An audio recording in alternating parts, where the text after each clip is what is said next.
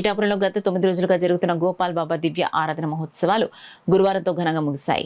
ఆఖరి రోజున గోపాల్ బాబా వారికి ప్రత్యేక పూజలు, అభిషేకాలు, మహాపూర్ణాహుతి జరిపారు. పిఠాపురం పట్టణం బైపాస్ రోడ్డున ఉన్న శ్రీ గోపాల్ బాబా ఆశ్రమంలో జరుగుతున్న గోపాల్ బాబా దివ్య ఆరాధన మహోత్సవాలు ఘనంగా ముగిశాయి.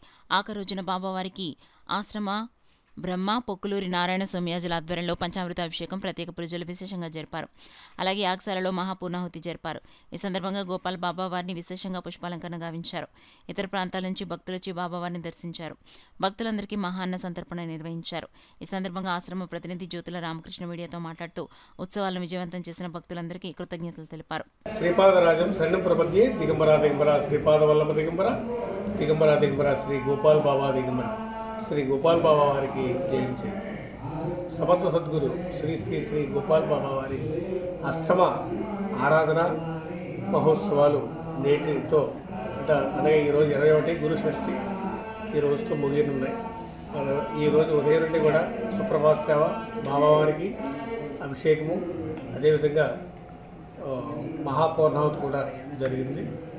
అలాగే సాయంత్రం 5:30 నుండి అఖండ దీపోత్సవ కార్యక్రమం కూడా జరుగుతుంది. కాబట్టి చాలా అద్భుతంగా, అలాగే ఈ కార్యక్రమానికి ఇచ్చేసినటువంటి భక్తులందరికీ కూడా మహాన్న ప్రసాదం